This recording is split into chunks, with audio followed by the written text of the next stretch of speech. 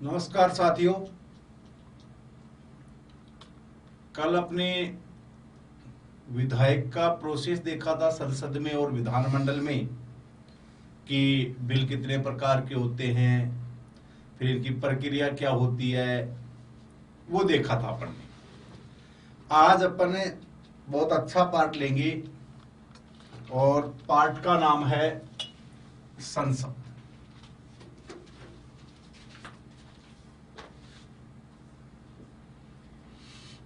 पहले तो ये देखिएगा, संसद का जो उल्लेख है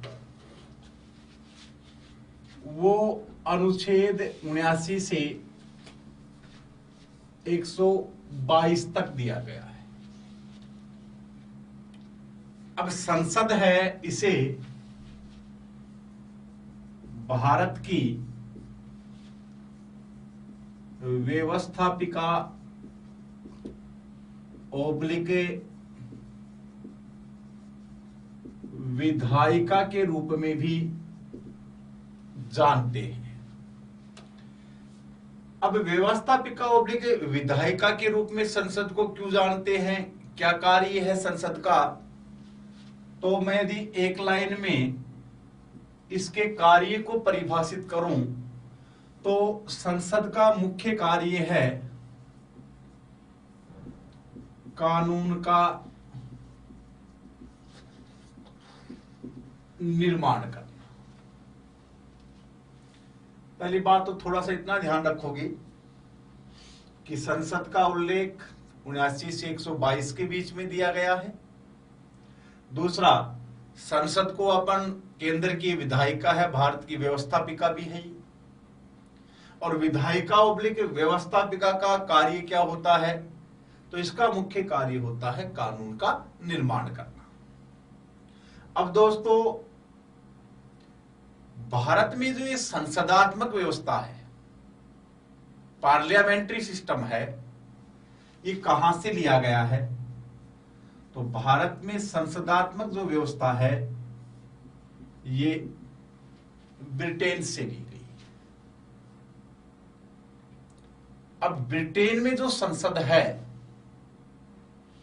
उसके भी दोस्तों 3 अंग हैं। एक वहां का राजा है, एक सदन लॉर्ड सभा है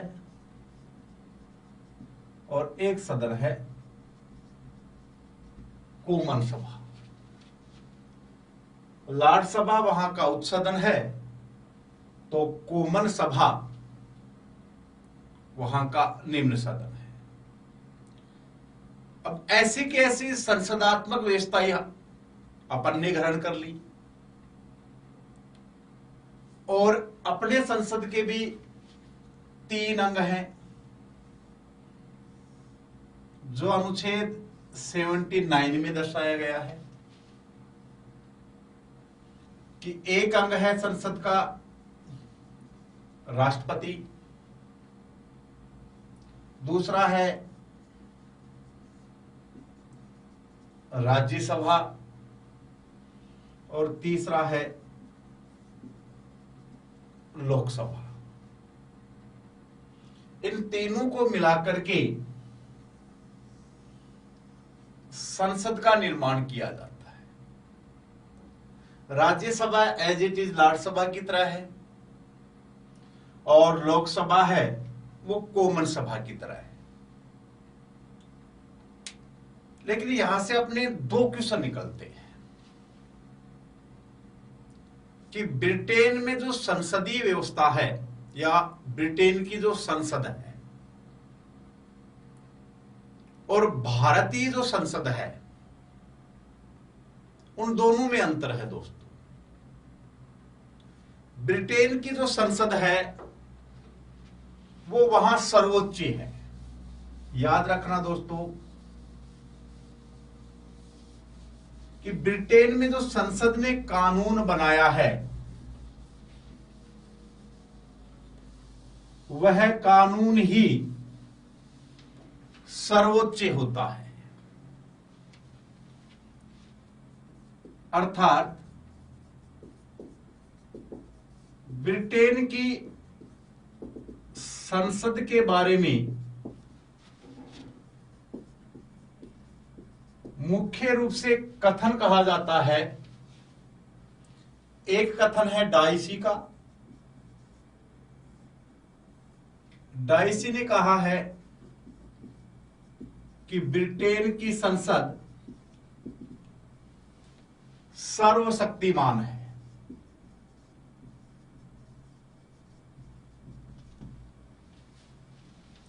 और एक कथन है डी लोलमे का। लोमे भी बोल दो या लोलमे बोल दो, बात एक ही है। और डी लोलमे ने कहा है कि ब्रिटेन की जो संसद है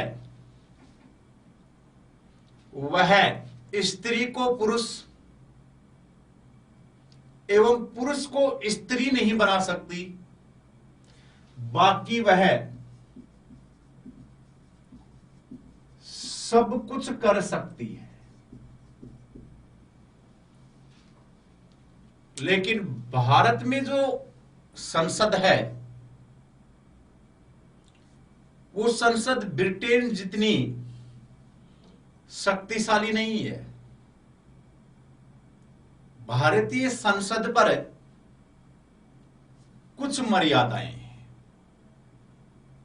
कुछ शक्तियां हैं जो भारतीय संसद की शक्ति को कम करती हैं। और वो कौन कौन से मामले हैं, कौन कौन से एलिमेंट्स हैं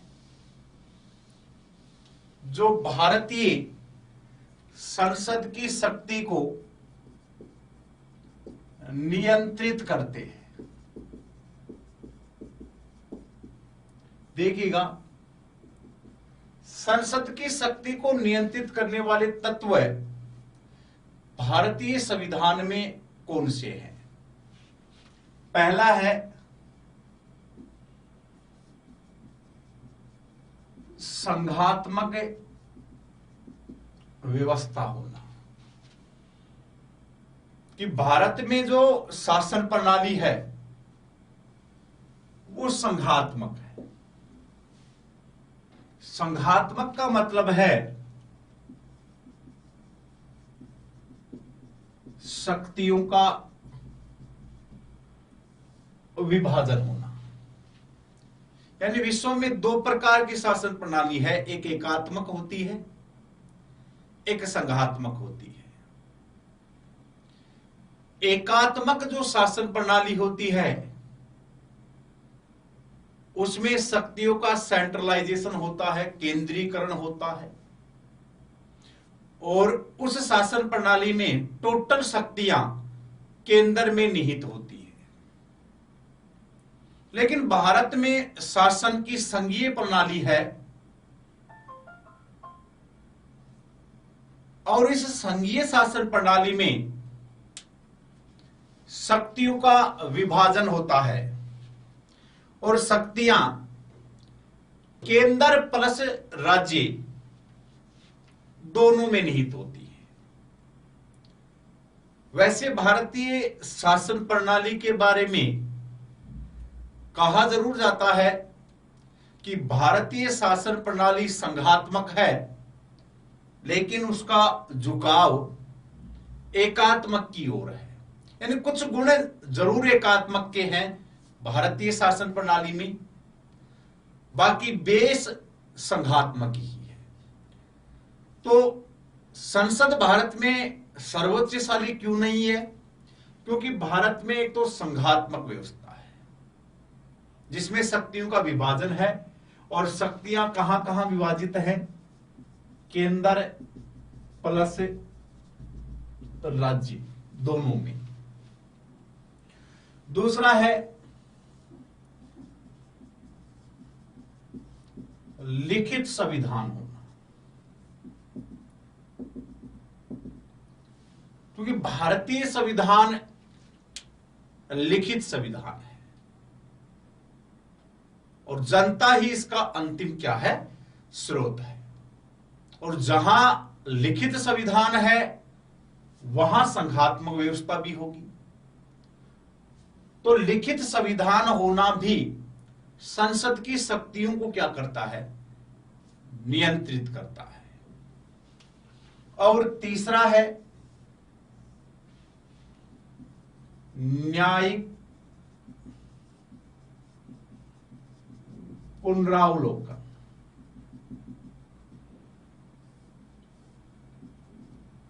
कि भारतीय संविधान में न्यायिक पुनरावलोकन की व्यवस्था भी दी गई है, जुडिशियल रिव्यू की व्यवस्था दी गई है। न्यायिक पुनरावलोकन जब मैं मूल अधिकार पढ़ा रहा था तब भी मैंने बात की थी न्यायिक पुनरावलोकन की। अनुच्छेद 13 में न्यायिक पुनरावलोकन का उल्लेख किया गया है। संविधान के कई अनुच्छेद हैं जिनमें न्यायिक पुनरावलोकन को परिभाषित किया गया है। अनुच्छेद 13 है, अनुच्छेद 32 है, अनुच्छेद 226 है, अनुच्छेद 131 है, 32 है, 33 है, 34 है, 36 है। इन सब में न्यायिक पुनरावलोकन को अलग अलग जगह परिभाषित किया गया है। अब न्यायिक पुनरावलोकन की जो व्यवस्था है उसमें यह कहा गया है कि जो न्यायपालिका है, अगर संसद कोई भी कानून बनाएगी, क्योंकि कानून बनाने का मुख्य कार्य किसके पास है, पार्लियामेंट के पास है।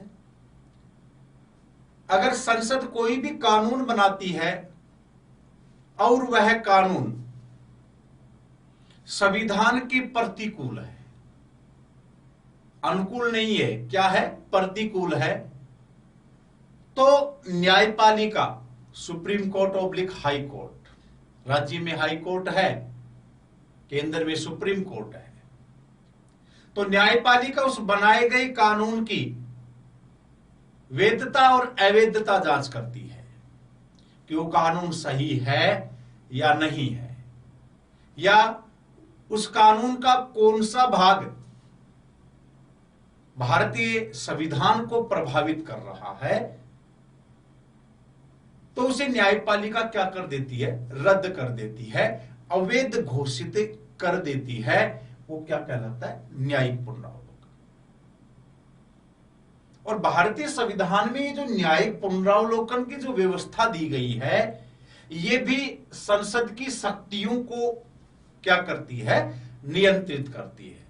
अतः भारत में और ब्रिटेन में संसदात्मक जो व्यवस्था है उसमें कुछ अंतर है। दोबारा सुन लो दोस्तों कि भारत और ब्रिटेन की संसदीय व्यवस्था में मूल अंतर क्या है। ब्रिटेन की जो संसद है वो वहां की सर्वोच्चशाली है, सर्वशक्तिमान है, जबकि भारतीय जो संसद है वो ब्रिटेन जितनी सर्वोच्चशाली नहीं है। क्यों नहीं है, तो यहां से सीधा सीधा ये अंतर समझ में आ रहा है आपका कि ब्रिटेन में एकात्मक व्यवस्था है, जबकि भारत में कौन सी व्यवस्था दी गई है, संघात्मक व्यवस्था है। दूसरा, ब्रिटेन का संविधान है वो अलिखित है, जबकि भारतीय संविधान है वो लिखित है। ब्रिटेन के संविधान में न्यायिक पुनरावलोकन की व्यवस्था नहीं पाई जाती है, यानी संसद ने जो कानून बनाया है वो कानून ही सर्वमान्य होगा, जबकि भारतीय संविधान में हमें न्यायिक पुनरावलोकन की व्यवस्था मिलती है। अतः ब्रिटेन जितनी शक्तिशाली संसदीय व्यवस्था भारत में नहीं है। तो देखो मेन कंसेप्ट तो थोड़ा सा अपन का ये हो गया। अब दोस्तों अपन संसद के बारे में विथ आर्टिकल अध्ययन करेंगे 79 से लेकर के 122 तक कि पार्लियामेंट में क्या क्या व्यवस्थाएं दी गई है। सुनिएगा।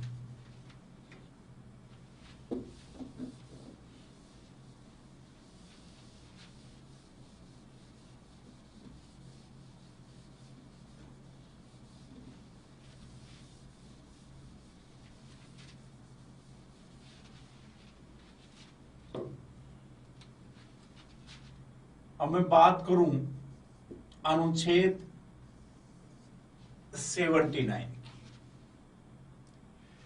तो अनुच्छेद 79 में संसद की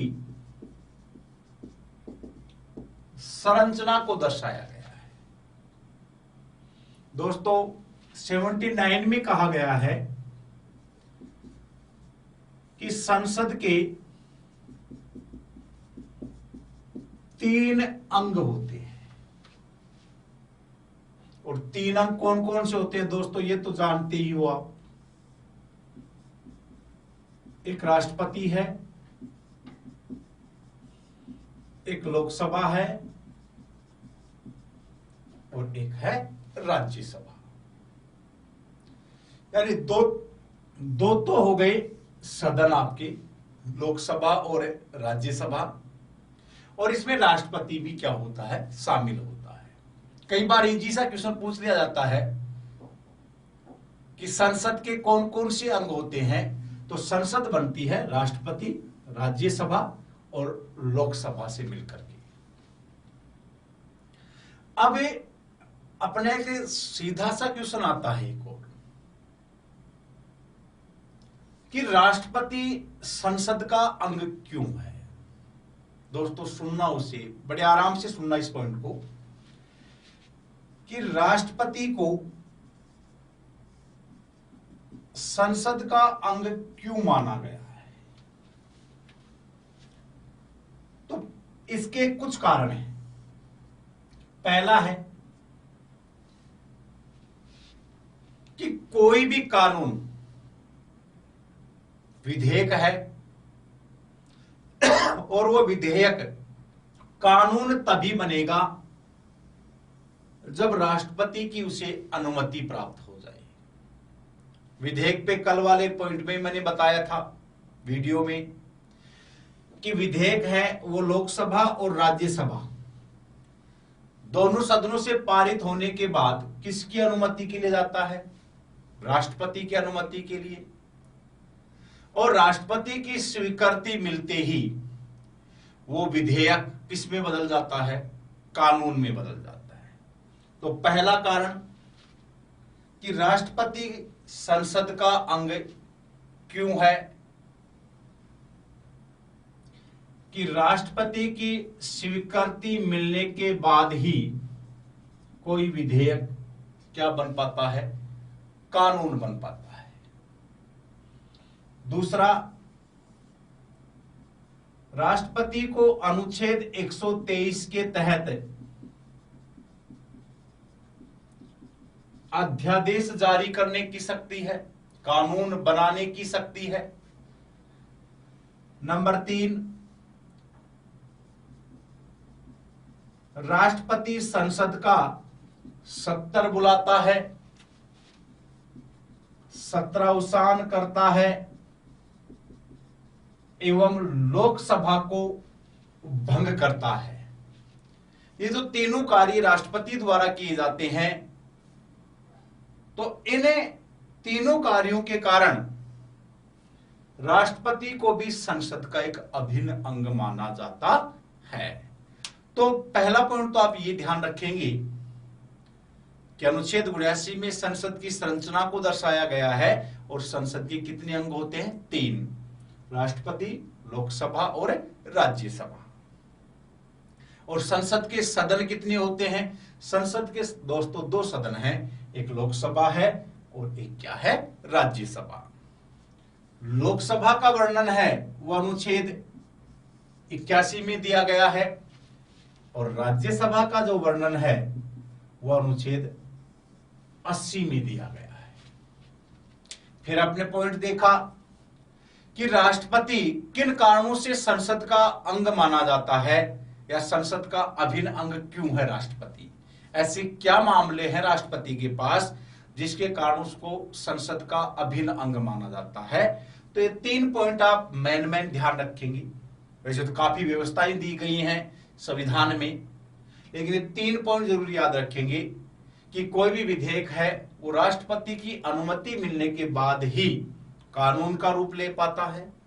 नंबर 2, अनुच्छेद 123 के तहत अध्यादेश जारी करने की शक्ति है राष्ट्रपति के पास, जिसके कारण वह विशेष परिस्थितियों में जब संसद के सदन 70 में नहीं होते हैं तो कानून बना सकता है। तीसरा कि राष्ट्रपति है वह सत्र बुलाता है, सत्रावसान करता है और लोकसभा को क्या करता है, भंग कर सकता है। तो ये तीन मुख्य कारणों के कारण राष्ट्रपति को संसद का क्या माना जाता है, अभिन्न अंग माना जाता है। अब दोस्तों दूसरा पॉइंट इसमें यह है कि कई बार संसद के सदनों के नाम भी पूछ लेता है कि संसद के जो सदन हैं दो, एक आपका आ रहा है लोकसभा और एक आपका आ रहा है राज्यसभा, इनका सामान्यतः नाम पूछ लेता है। कई बार हो जाता है ऐसे, जैसे एसएससी में या बैंक में क्वेश्चन आ सकते हैं ऐसे। तो देखिएगा राज्यसभा एक कौन सा सदन है, स्थायी सदन है। स्थायी का मतलब है कि इसे भंग नहीं किया जा सकता, जबकि लोकसभा एक अस्थायी सदन है। अस्थायी का मतलब है इसे भंग किया जा सकता है। दूसरा, राज्यसभा को कहा जाता है उच्च सदन और लोकसभा को कहा जाता है निम्न सदन। तीसरा, राज्यसभा को कहा जाता है द्वितीय सदन, जबकि लोकसभा को कहा जाता है प्रथम सदन। अगला, राज्यसभा को कहा जाता है बुद्धिजीवों का ओब्लिक वरिष्ठों का सदन, जबकि लोकसभा को कहा जाता है लोकप्रिय ओब्लिक जनता का सदन। वैसे नॉर्मल सा है, लेकिन क्वेश्चन में भी हो सकता है। एक और क्वेश्चन ध्यान रखेंगे जो ग्रेड फर्स्ट में भी पूछा गया है यहां से, कि लोकसभा और राज्यसभा 1954 में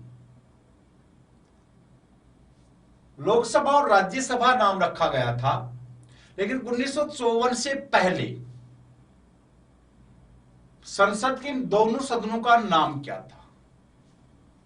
तो याद रखिएगा 1954 से पहले राज्यसभा को कहा जाता था राज्य परिषद, काउंसिलिंग ऑफ द स्टेट, और लोकसभा को कहा जाता था जनता का सदन, the house of the people. और एक ग्रेड फर्स्ट में पूछा गया था राज्यसभा वाला कि राज्यसभा को किसके नाम से जानते हैं, राज्य परिषद, और लोकसभा को किसके नाम से जानते थे, जनता का सदन के नाम से। और 1954 में आकर के राज्य परिषद और जनता के सदन को लोकसभा और राज्यसभा का नाम दिया गया। एक बार क्वेश्चन आरएस में भी पूछा गया था, वो भी ध्यान रखेंगे कि संसद के 3 अंग हैं, इनका क्रम क्या होगा सही तीनों अंगों का? तो याद रखिएगा तीनों अंगों का क्रम होगा, पहले राष्ट्रपति, फिर लोकसभा और फिर होगा राज्यसभा। इतनी व्यवस्थाएं तो हो गई अपनी 79 की। अब देखेंगे अपन अनुच्छेद 80।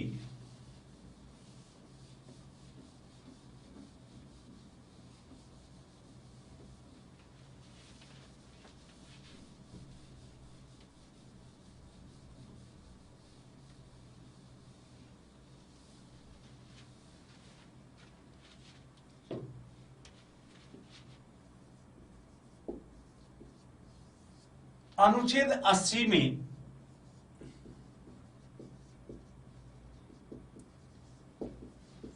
राज्यसभा की संरचना को दर्शाया गया है। दोस्तों बहुत आराम से समझना है, बहुत ही अच्छे कंटेंट है यहां से, और क्वेश्चन पार्लियामेंट में लगभग पूछे जाते हैं आपके 79 से लेकर के 122 तक। तो अनुच्छेद 80 में राज्यसभा की संरचना को दर्शाया गया है, और 80 के 5 पार्ट है, 81, 82, 83, 84 और 85। मैं बात करता हूं पहले पॉइंट की। अब इसमें दिया गया है पहला पॉइंट, सदस्य संख्या कि राज्यसभा में सदस्य संख्या क्या होगी। तो दोस्तों ध्यान रखना, इसमें 2 प्रकार से दिया गया है। एक तो है अधिकतम और एक दी गई है वर्तमान। वैसे संविधान में केवल अधिकतम व्यवस्था ही दी गई है 81 के अंदर, लेकिन अपन दोनों पॉइंट देखेंगे, अधिकतम और वर्तमान। अधिकतम में कहा गया है कि अधिकतम सदस्य संख्या होगी 250, लेकिन वर्तमान में राज्यसभा के सदस्यों की संख्या कितनी है दोस्तों? 245। अब ये वर्तमान वर्गीकरण देखोगे आप कि ये 245 जो सदस्य हैं वो कहां कहां से चुन करके जाते हैं। तो 245 जो सदस्य हैं वो 3 जगह से चुन करके जाते हैं या निर्वाचित होकर के जाते हैं। राज्य, केंद्र शासित या संघ शासित प्रदेश, और एक आपका है राष्ट्रपति। अब इस 245 का वर्गीकरण समझना दोस्तों। राष्ट्रपति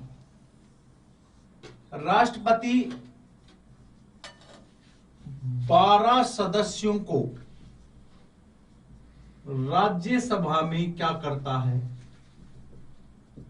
मनोनीत करता है। सीधा याद रखना है कि राष्ट्रपति राज्यसभा में कितने सदस्यों को? 12 सदस्यों को क्या करता है? मनोनीत।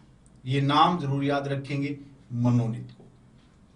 और राष्ट्रपति जो राज्यसभा में 12 सदस्यों को मनोनीत करता है, कितने आधारों पे करता है, उनका क्रम क्या होता है? ये ग्रेड फर्स्ट में पूछा गया क्वेश्चन है दोस्तों। तो कितने आधारों पे करता है? 4 आधारों पे। और 4 आधार कौन कौन से हैं? साहित्य है, विज्ञान है, कला है और समाज सेवा। चारों का आधार यही है, क्रम भी यही है। साहित्य, विज्ञान, कला और समाज सेवा के क्षेत्र में जिसका विशिष्ट योगदान है, वहां से राष्ट्रपति 12 सदस्यों को क्या करता है? मनोनीत करता है। अब अगला पॉइंट देखिएगा, केंद्र शासित प्रदेश। केंद्र शासित प्रदेश में पहले जो केंद्र शासित प्रदेश थे वो 7 हुआ करते थे। फिर जम्मू कश्मीर पुनर्गठन अधिनियम 2019 के तहत जम्मू कश्मीर और लद्दाख को भी केंद्र शासित प्रदेश का दर्जा दिया गया, तो संख्या हो गई 9। और फिर 2020 में फिर एक प्रावधान लाया गया और दमन दीव, दादर नगर हवेली को 1 कर दिया गया। तो अब केंद्र शासित प्रदेशों की संख्या कितनी हो गई है? 8। तो ये ध्यान रखेंगे कि वर्तमान में केंद्र शासित प्रदेश कितने हैं? 8 हैं। और 8 में से कितने केंद्र शासित प्रदेशों को प्रतिनिधित्व प्राप्त है? तो दोस्तों, जिस केंद्र शासित प्रदेश में विधानसभा है उसे राज्यसभा में भी प्रतिनिधित्व प्राप्त होगा। तो पहले दिल्ली थी और पुदुचेरी थी, लेकिन अब इसमें शामिल कौन हो जाएगा? जम्मू कश्मीर भी शामिल हो जाएगा, क्योंकि जम्मू कश्मीर में विधान परिषद को समाप्त करके केवल वहां पे विधानसभा ही रखी गई है। तो कितने केंद्र शासित प्रदेशों को प्रतिनिधित्व प्राप्त है? 3 केंद्र शासित प्रदेश, दिल्ली, और दिल्ली से हैं 3, फिर आपका है पुदुचेरी, पुदुचेरी से 1, और फिर है जे-एंड-के, और जे-एंड-के से चले जाते हैं 4। अर्थात टोटल कितने सदस्य हैं केंद्र शासित प्रदेशों से राज्यसभा में? तो ये हो जाएंगे आपके 8 सदस्य। क्लियर दोस्तों? इसके बाद में है राज्यों से। अब राज्यों से भी थोड़ा परिवर्तन हुआ है। पहले कितने सदस्य जाते थे? 229 सदस्य। लेकिन जम्मू कश्मीर को केंद्र शासित प्रदेश का दर्जा दिए जाने के कारण वर्तमान में 4 और निकाल दो इसमें से, तो कितने बच गए? 225 सदस्य। कहां से चले जाएंगे? राज्यों से चले जाएंगे। दोबारा सुन लो, वर्तमान वर्गीकरण क्या है भाई? एक तो अधिकतम है, अधिकतम में दर्शाया गया 250, 238 सदस्य राज्यों से होंगे प्लस संघ शासित प्रदेशों से होंगे, और 12 सदस्यों को राष्ट्रपति क्या करता है? मनोनीत करता है। यह तो मूल संविधान में दर्शाया गया है। लेकिन वर्तमान व्यवस्था कितनी है? 245, और 245 सदस्य कहां कहां से आते हैं? तो याद रखेंगे, राज्य है, केंद्र शासित प्रदेश है और राष्ट्रपति है।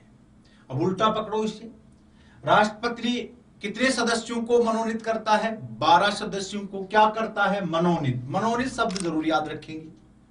कितने आधारों पे करता है? 4 आधार, और इन चारों आधारों का क्रम क्या होगा? साहित्य, विज्ञान, कला और समाज सेवा।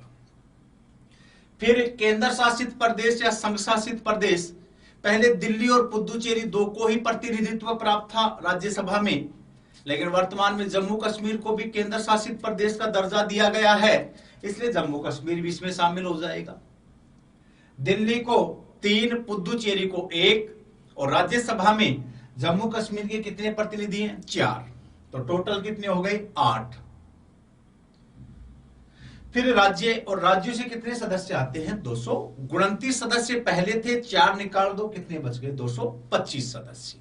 ये तो था पहला पॉइंट, राज्यसभा में सदस्यों की संख्या। अब दोस्तों, कल अपन देखेंगे कि चुनाव कैसे होता है, सीटों का वितरण कैसे दिया गया है, और फिर लोकसभा का देखेंगे। इसके बाद में आगे देखेंगे। नमस्कार साथियों।